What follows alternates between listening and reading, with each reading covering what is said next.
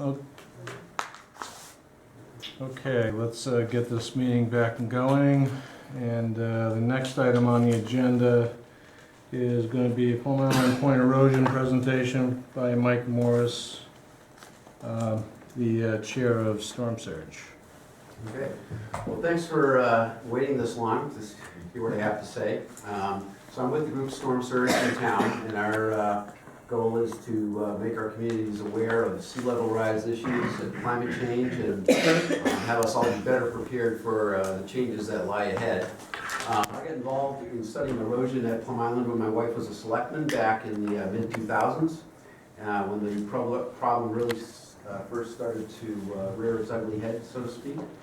And I've got some background in oceanography, meteorology, and so I sort of went through the historical records and used the knowledge that I had to put together a story that I think explains a lot of what's going on. What I'm going to show you here tonight is basically geared more towards Plum Island Point, because that's part of what's being affected right now, and I think is the most urgent.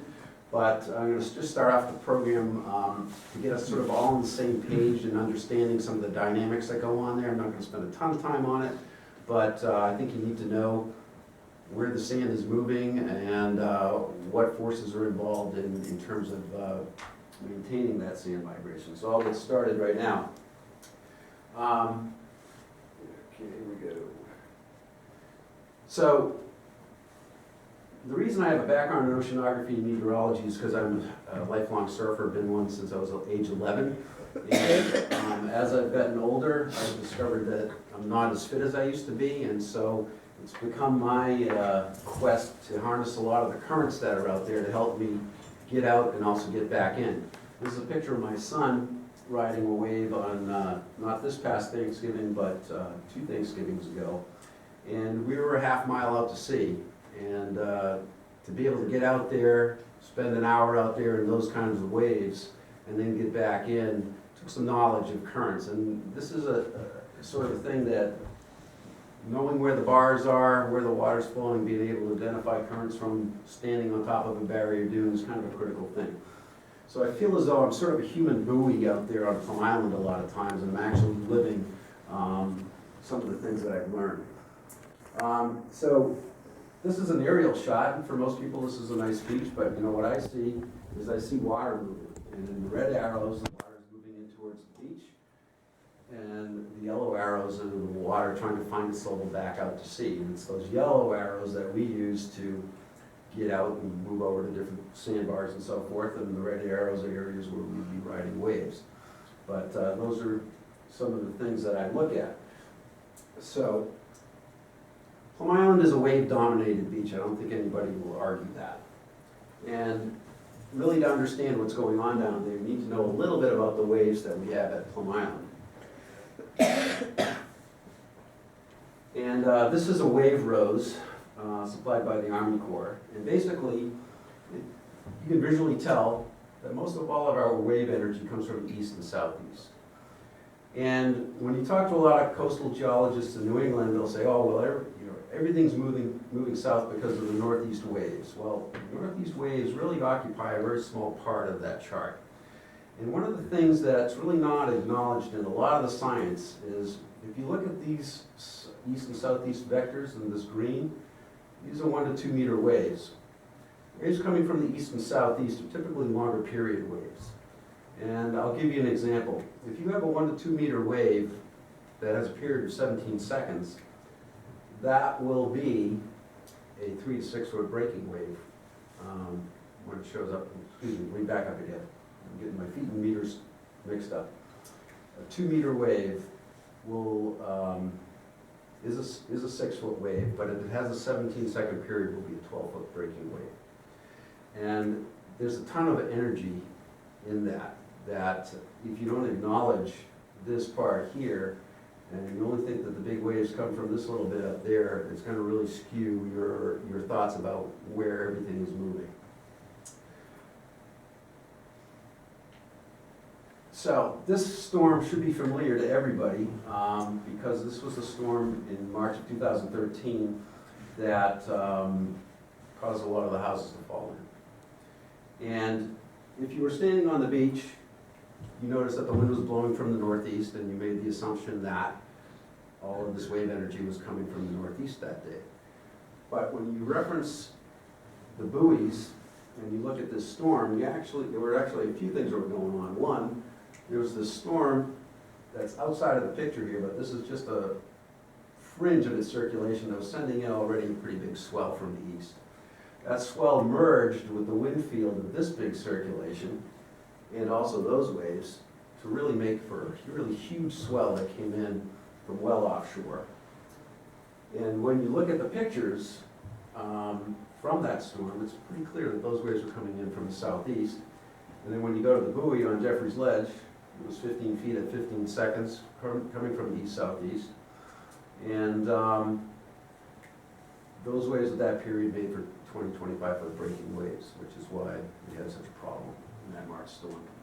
So what I'm trying to impress upon you here is that the big wave energy, the powerful waves, don't come from near shore, they come from offshore.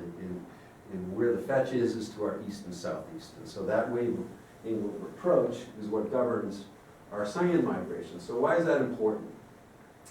I'll show you this animation. So here we have these waves sort of coming in at a southeast angle, breaking on the beach, washing up.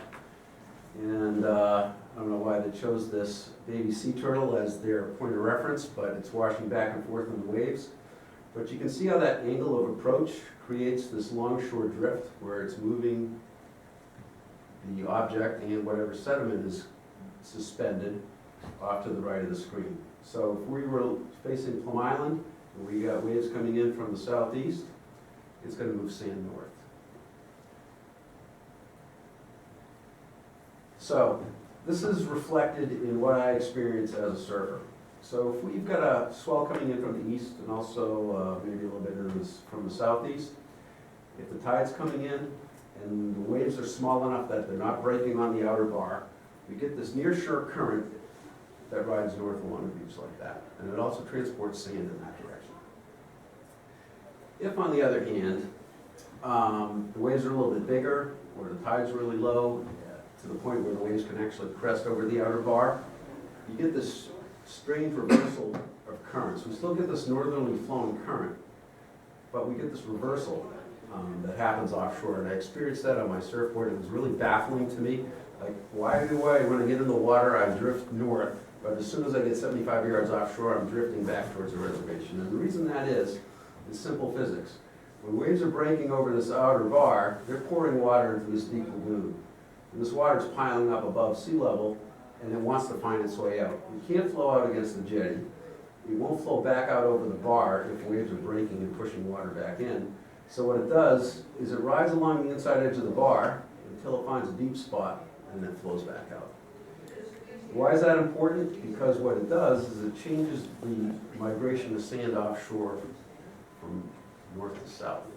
So you get this northerly flowing migration of sand along the beach and flowing south offshore. Just another concept just to think about is that all of this is always in motion, and sand never stays put, it's always moving.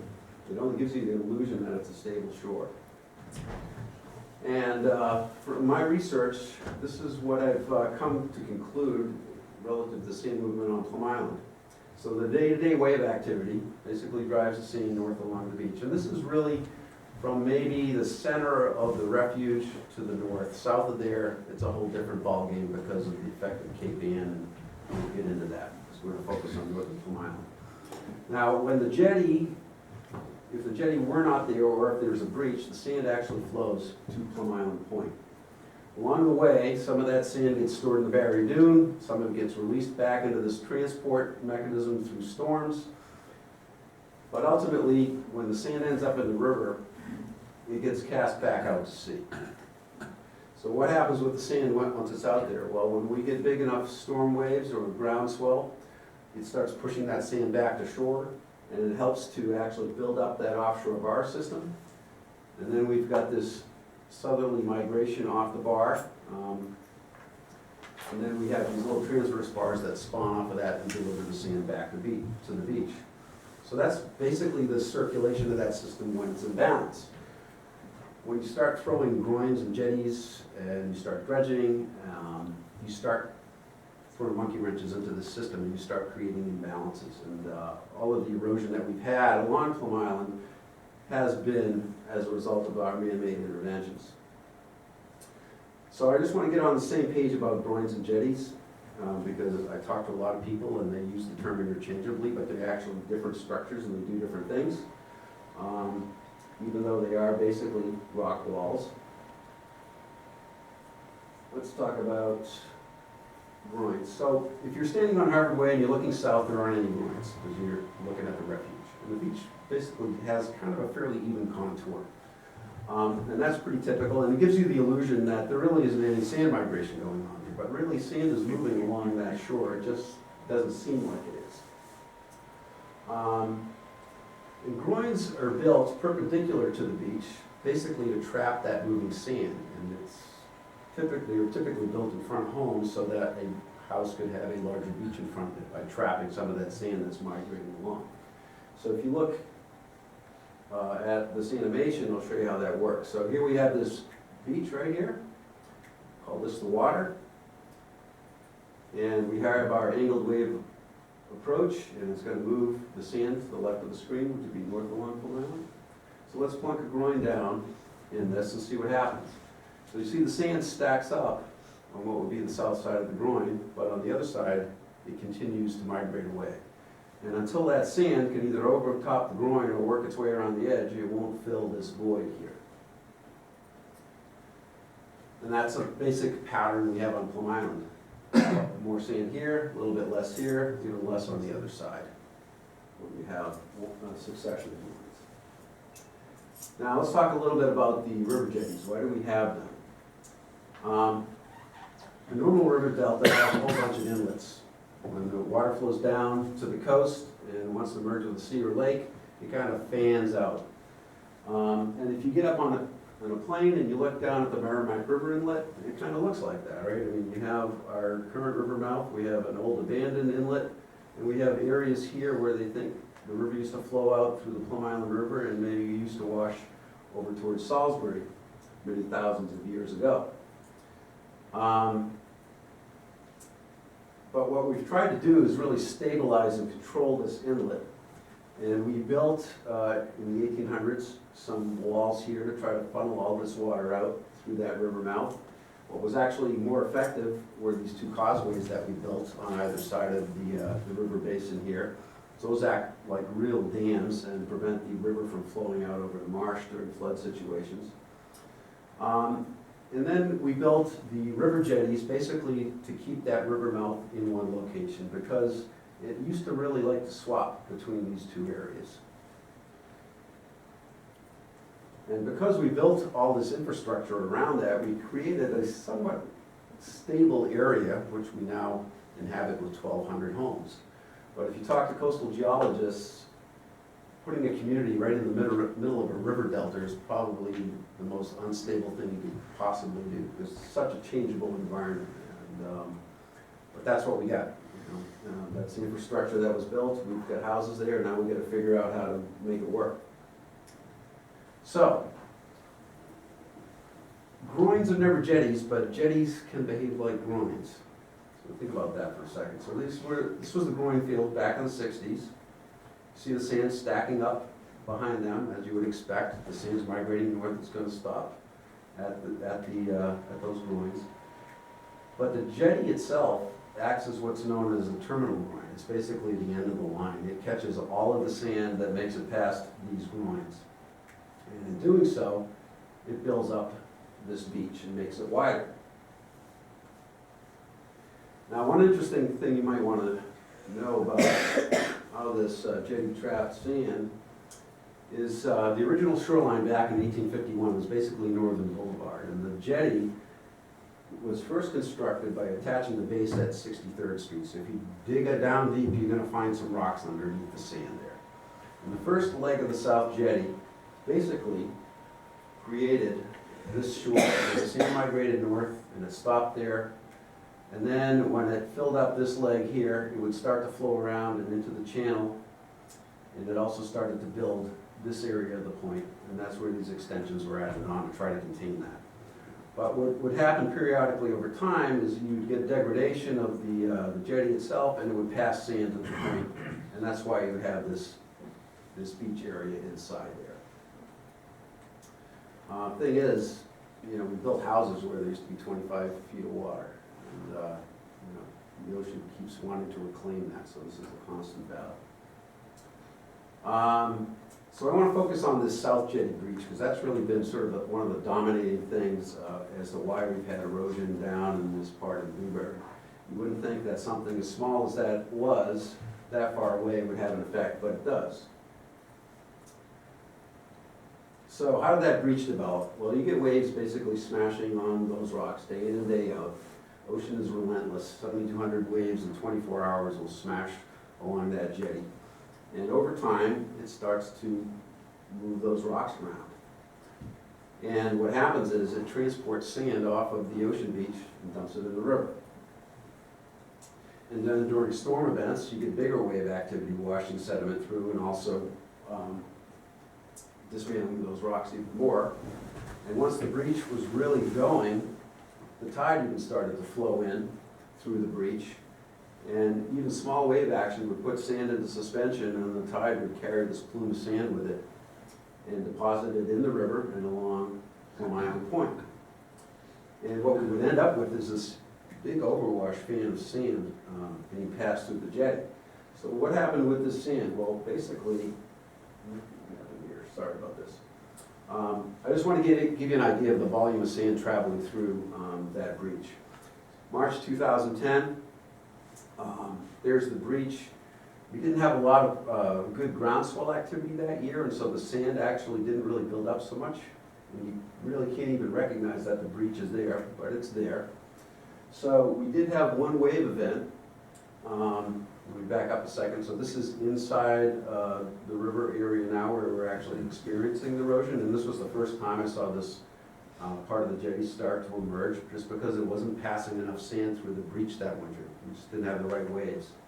But we got a storm in April, and we got the right wave energy, and it filled that entire area in right up to the top of the jetty. So this whole area was filled right back in with sand in 3 days.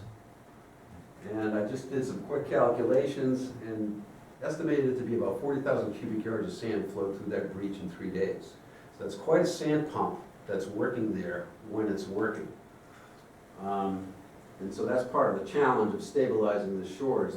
That's kind of almost a volume you want to keep up with. Anyway, that overwash fan of sand gets scoured away by waves that are penetrating the river mouth.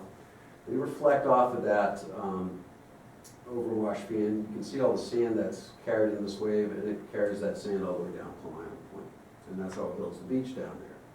So the sand washes off the beach into the river, waves coming through the river mouth to distribute the sand along Plum Island Point.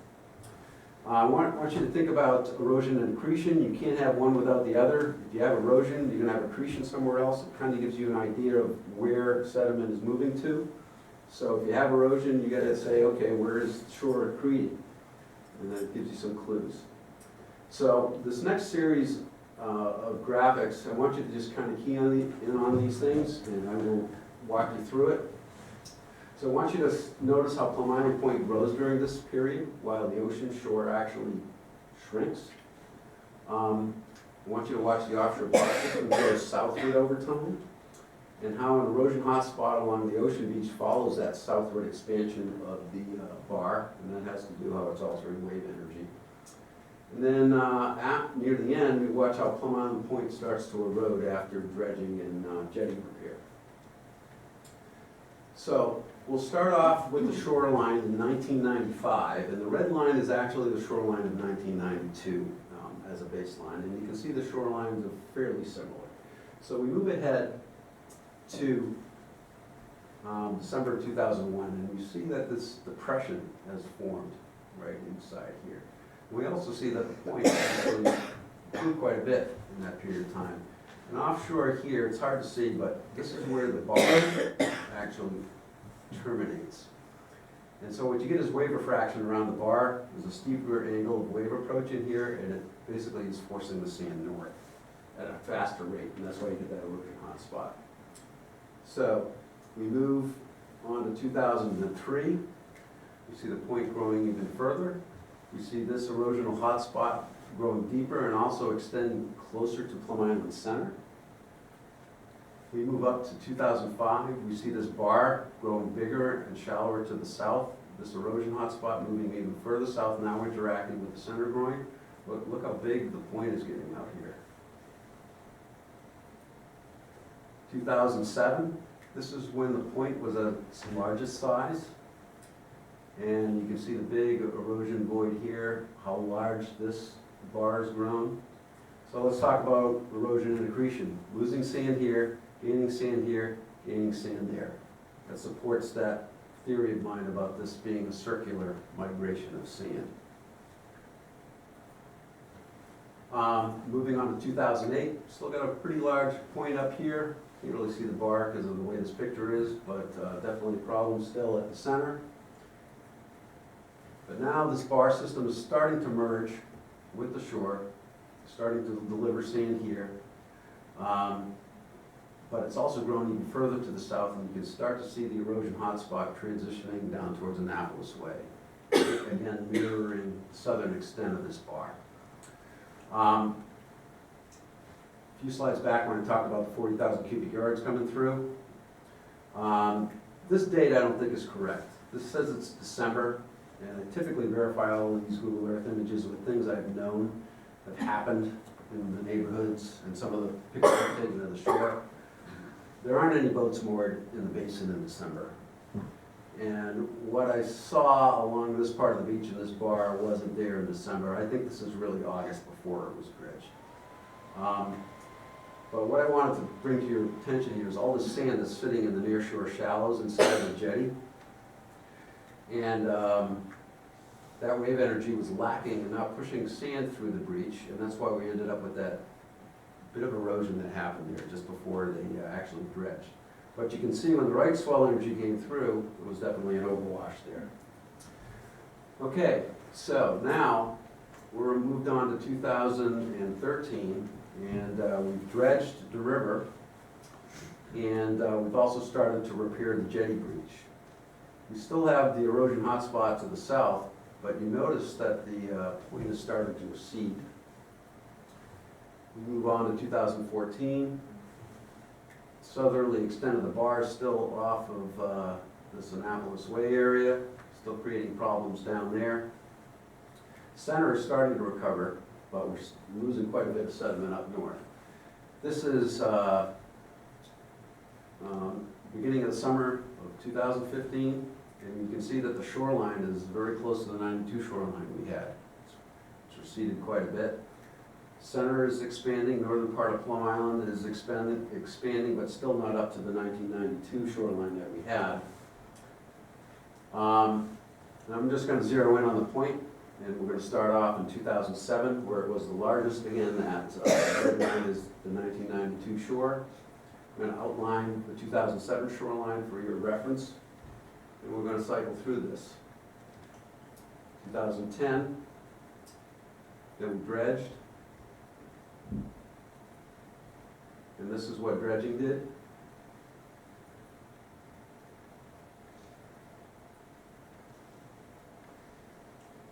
And then we repaired the south jetty. That's 2014. It's 2015. And based on measurements I took last weekend, that's where your shoreline is today.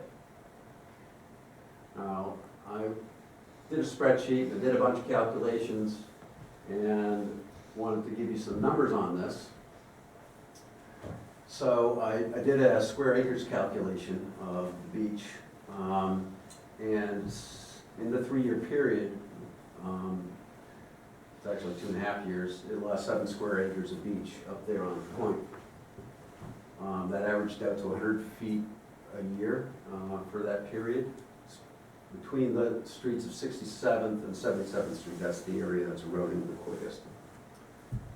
But if you annualize that 7-month period, June 2015 through January, it's about 134 feet per year. So it's actually accelerated this year, which I think all of the residents have noted. And the homes along Reservation Terrace are around 200, 250 feet away from mean high water. So if you do the math, with those current erosion rates, you're going to have some problems by 2017. So it's a very short timeline here to confirm the problem, figure out a fix, and then let things respond and actually repair the shore. So what's driving the bus? I think it's dredging, and I think it's a repair of the jetty. And if you look at the historical record, I think it supports this.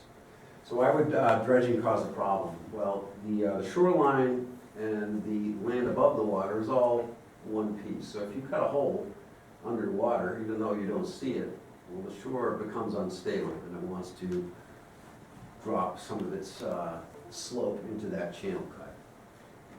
Where did we dredge back in 2010? This was the dredge area. You can see it's fairly close to this part of the shore. It's also close to this flood delta bar. Sand migrates along here, ends up in this flood delta bar, and when it's on this bar, the river current will whisk it out, but any instability in here will also tend to want to slide down there. So let's look back the last time we repaired the jetties for clues as to what might happen in the future. So we kind of had the same problems back in the 60s. The jetty needed to be repaired, we had sandbars in the river, and it needed to be dredged. So what happened? So we used to have a Coast Guard station out there in Plum Island Point, and we repaired the jetties back to the 1800 specs, and it took on the role again as being a terminal groin, and basically stopped all the sand migration. The sand continued to migrate away, just as it is today, and we had this erosion encroaching on the Coast Guard station, and you can kind of see that the river looked like it was trying to find its way back to over here. It was going to flank the jetty, and the Army Corps became really concerned about that. And so it took some action. Ultimately, what happened is some of the buildings started to fall in. So it became quite a problem. The Coast Guard abandoned that station. But what the Army Corps did to keep the river from flanking is they built this extension here, and you see that today. That's those are those rocks from back in the late 60s. And then along Reservation Terrace, you have all those cement blocks because at the time the shoreline, some of the higher tides and storms, the water was starting to threaten the homes. So if you look at this from a graphical point of view, this is based on CZM shoreline data.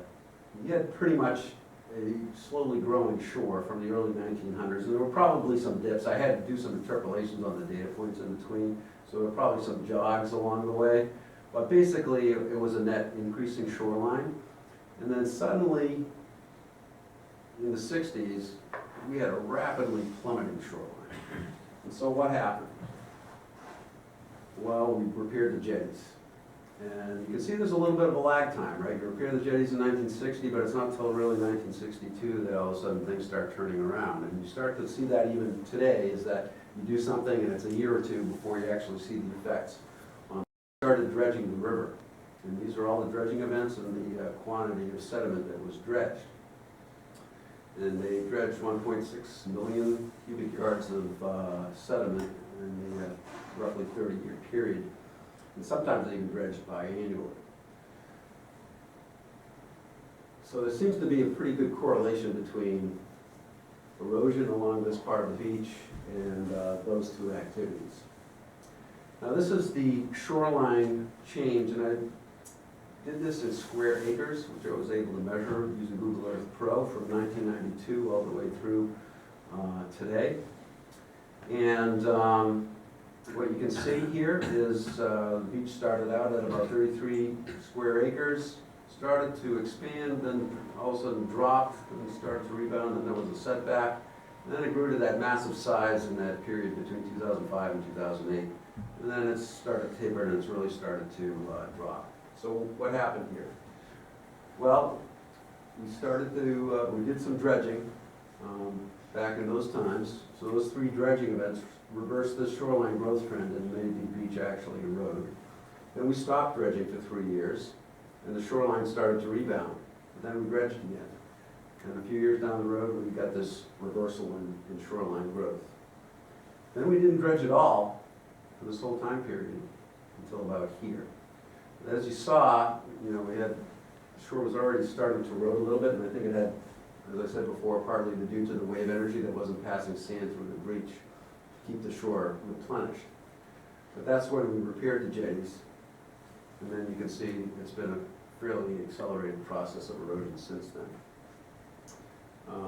That was just to mark the year where the swell energy wasn't there to pass sand through the breach. So in this picture, what I want to show you here is the actual waves that penetrates the beach, penetrate the river mouth, and that they're coming in at somewhat of an angle here, so it's forcing this sand down towards this bar where the current then whisks it out to sea. You got the jetty blocking the sand migrating in to replenish what's migrating away, and so we end up with this erosion deficit that's happening. So now we're talking about dredging the river again. And you know, the true definition of insanity is repeating this process that is pretty well documented to have happened back in the 60s. And so, you know, if we try to solve the problem by doing the same things, we just keep on having the same problems. Another quote that Einstein said was, "Look deep into nature and you'll understand everything better." And I think there's a solution in nature relative to what's going on here. And I think the solution is in these 2 graphs. Shoreline expansion, we know that dredging and jetty repair likely caused this erosion. And, but there was this leveling off that happened here despite all of the dredging. And you have to ask yourself, on the steep decline, why did it level off? And then why did it start to expand again? And I direct your attention to the year 1980 and actually think back to the year 1978, since there seems to be a year or 2 lag period between reactions at the shore. And what happened back in 1978? Well, we had the blizzard of '78, and we had record wave heights, and we had a lot of flooding and all sorts of problems down on Plum Island. And it is theorized, and this picture sort of supports it, that it disheveled enough of the rocks in the jetties to create enough of a breach to allow enough sand to pass onto Plum Island Point to start to stabilize the shore. If you notice here, this is actually the spine of the jetty, and we've got sand accumulating on the riverside again. And this was the shoreline here. You can see it's about 100 feet only from the leading house here. I forget what street it is, maybe 77. And this is what started to turn things around for Plum Island Point, because now it started accreting sand again. There was this little breach in the jetty. So I think what we should be thinking about is, how do we recreate what nature did for us back in the 70s? Because that's what turned it around. And if you want to think about, I don't want to say we create a breach, but we figure out where do we create a notch, some sort of a weir that passes enough sand to stabilize the shore, but not erode the shore on the ocean side all the way down into Newbury. And that's really the challenge right now, is figuring it out in a timely enough manner and making it happen. And we've got multiple agencies involved here, right? We've got the state that owns part of the beach that's eroding. We've got private home interests in the city behind that. And then we've got the Army Corps that's in charge of this whole navigation channel and the jetties themselves. And so we somehow have to motivate some fast action in those 2 agencies to make things happen.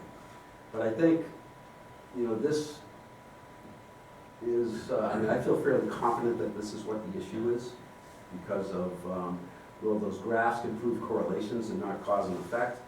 You gotta explain away those correlations. It's just too hard and fast, and it just makes too much sense.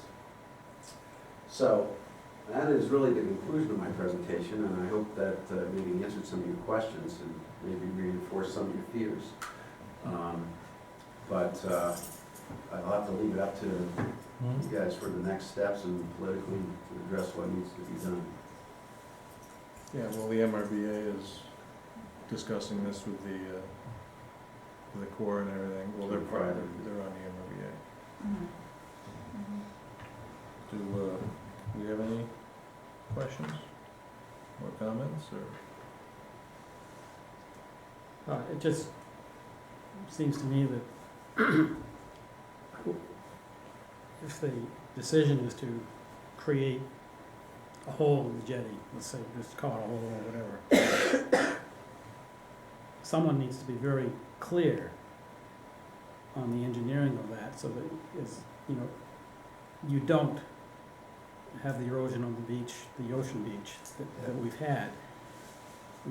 Reach an equilibrium where everybody is happy. Exactly. Gotta find that balance, right? Gotta find the balance, and I'm not an engineer, I don't know how you do that, Well, but, the fortunate thing with the Army Corps is they've got the computers and they've got the wave tanks and all of that to model this. The thing with modeling is if you can model a past event and make it happen and get the variables right, then your future prediction of the what-if questions that you pose to it, you can have some confidence in them. And that's what really needs to happen. And that sort of study needs to happen fairly quickly. Because, as you can see from the erosion rates, there isn't a ton of time here. So then you really start thinking about, okay, what are we gonna do in the interim while all of this is figured out and something actually happens? Because, if you just do the rough math, let's say it takes them a year to figure something out, and then it takes them another year to do something, and then the beach really isn't gonna react for another 2 years. Well, you're already 4 years down the road and 2 years beyond 2017. And so you can see that you're gonna have a collision course with a problem here. So the other thing you need to currently think about is, okay, what are we gonna do to get past this erosion episode? Is the answer core bags and that sort of stuff to stabilize the shore, something that's temporary, that'll last 5 years from when you install them, and then degrades after that, and you never know it's there once the situation is resolved? Those are the kinds of interim things that probably need to be considered to bridge the gap between figuring it out and fixing the problem. But there's a balance to be struck for sure. The sweet spot, I think, if you go back to the graphs, was that time when the beach was between 30 and 40 acres in size. That seemed to be plenty big to offer plenty of protection to people on Plum Island Point, and it wasn't big enough to be noticeable down in Newbury at the center relative to any erosion there. That was sort of, in terms of size of the shores, that seemed to be about a good balance. So whatever was happening with that jetty back in those days, whatever volume was passing through seemed to be a sustainable thing. What would happen was, of course, the jetty started to unravel more as time went on, and then the sand migration became quicker. Point got really big, went all the way up to 55 or more acres, and that was more sand, obviously, than Newburyport needed, but certainly a lot less than what Newbury needed, and that was an imbalance. But that's what's got to be figured out, is where that fine line is. The stone blocks alongside Reservation Road, when did they go in? I want to say it was somewhere around 71. They said after a storm of the 70s, they put that in there. I think somewhere 70. So in the 70s, Yes. the water was pretty close. The water was up on reservation. That's what the That's residents getting tell me. very close again. Yeah.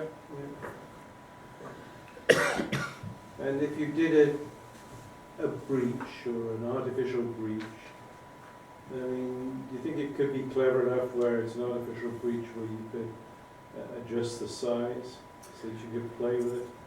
I mean, I know this is, I suppose it'd be possible. I think the key is to figure out where you locate it and how deep you make it. For example, the current breach was really only a breach mostly at high tide, is when it was passing sand. From mid-tide down below, especially if the waves were small, there was still rocks there and the sand didn't migrate any further. So it only passed sand at high tide, or when the waves were really big. So that's a clue. You can make a depression somewhat high so that when you get the right wave energy, it starts popping sand over the top. And But then when the waves are smaller, it kind of shuts it down. Again, it's a calculation. What about the river dredging piece? So that seems to just exacerbate the problem. Yeah, I mean, I'd be really hesitant in supporting any additional dredging. You know, back in the days when I ran with my dad's charter boat, you know, you don't drive out the standard channel in the river if you're an experienced captain on the Merrimack. If you want to scare all your passengers to death, follow the channel out over the Delta Bar and, you know, have waves crashing all around you. I mean, there's ways in and out of that river mouth that don't need to follow the channel. And it's not so shallow that you can't get boats in and out of there. So yeah, there are areas where it is shallow and probably need to be dredged according to, you know, whatever the Corps' criteria are, and they are charged with maintaining the navigation channel. But I think here you gotta say, hey, what's more important, getting pleasure boats in and out of the Merrimack, or which can still get in and out of the Merrimack regardless, or do you want to jeopardize a community real estate and infrastructure? I mean, that's really what it boils down to. It's kind of a choice there. I would probably say, why don't we defer dredging until we resolve this problem instead of making it worse, and figure out another way around the boating issue in the interim. The other thing that happens too with the dredging is when you dredge that channel between the jetties, you make the bottom deeper, which allows the wave energy to come in even hotter because the bottom's not slowing it down anymore. And from your perspective, I'd want it shallow out there to break up the waves. Yeah. Comes another charter boat captain. Well, like I said, you know, the quick way out of the Merrimack is you hang a real tight turn around the Salisbury jetty and you get out into clean water out there and get out of that current. Otherwise, it's a nightmare. I think another issue with a breach is you've got waves coming in, partially disrupting the other waves coming in too. So they're not coming in as clean as they normally would. So you're probably dissipating some of that energy with the side shot, basically. Why do you think that we have an accelerating rate right now? Because that seems troubling to me. I could see how this whole system works, and that if the source of sand came back, that slowly you get a gradual reversal of the Yep. trend. But given that nothing has changed on our side, maybe it's the North Jetty. I mean, what's accelerating this rate? I think the acceleration this year has been from the wave events. Last year was kind of a lackluster winter for surf. This year's been reasonably good, not as powerful as 2013, but we had a really notable groundswell event at the beginning of October that lasted 7 days. It was a combination of a northeaster that delivered a typical short period wind wave, followed by an offshore swell coming in, and then that was followed up by Hurricane Joaquin, that formed off from the Bahamas, and that supplied another 4 days of long period swell. So, no sand being passed to the beach to replenish anything, just waves penetrating the river mouth and motivating sand to migrate away. You know, obviously we had this recent storm, which was actually pretty good sized waves. I mean, I think it was 18 feet or something on Sunday all day. It was pretty huge. I mean, what was breaking in the river was probably 6 or 7 feet, but that's pretty big for inside the river, breaking on the beach. And then what was it, a couple of weeks before that, we had a significant southeast swell that was also pretty big. So you know, and I think there was probably something else that I'm not remembering off the top of my head in November and December. So we've had kind of a wavy period with the right amount of energy that's going to motivate sand migration. So it's motivating sand to migrate away, but we're not getting anything back on the other side to replace it. It was all moving so fast when that breach was open that you didn't even notice that there was any of this erosion going on, but the rate of erosion was just as much. It's just that the replenishment rate was also about the same, and so it appeared as though it was pretty stable, and in some instances the shore actually grew. But you saw the erosion down the other end of the beach. So in the current conditions, it would seem to me that a southeast swell wouldn't do anything. But Well, it hits off the north jetty and reflects into the river, is that what's now, happening? the thing with long period waves is that they bend.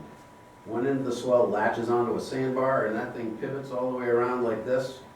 That's where you get that big scour along the ocean beach, because when it comes around the end of the bar, part of the swell that's traveling over the bar slows down, and the part that's still in deep water is still traveling at its original speed, and so it turns, and it comes in at a different angle.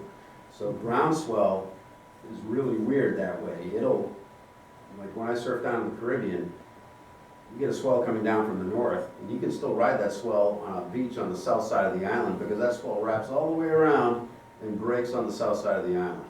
And that is something that's typical of ground swell, but doesn't happen with wind wave. Because the wind wave energy is all on the surface, and the ground swell energy is really down deep in the water. And that's why ground swell actually moves a lot of deep water sediment, because that energy is rooted so deep in the ocean, it's actually causing friction on the bottom and is actually sweeping sediment towards shore. So the answer to your question is, ground swell will always find its way into the river, no matter what direction it's coming from.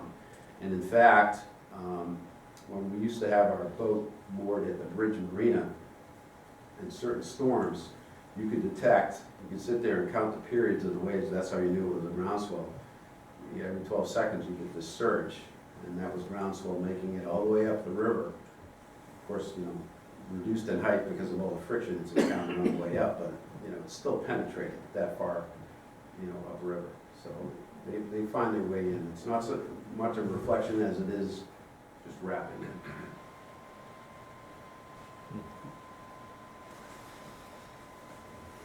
Anything else? No, thank you, Mike. You're welcome. So how are you gonna help us? How are you going to help our community?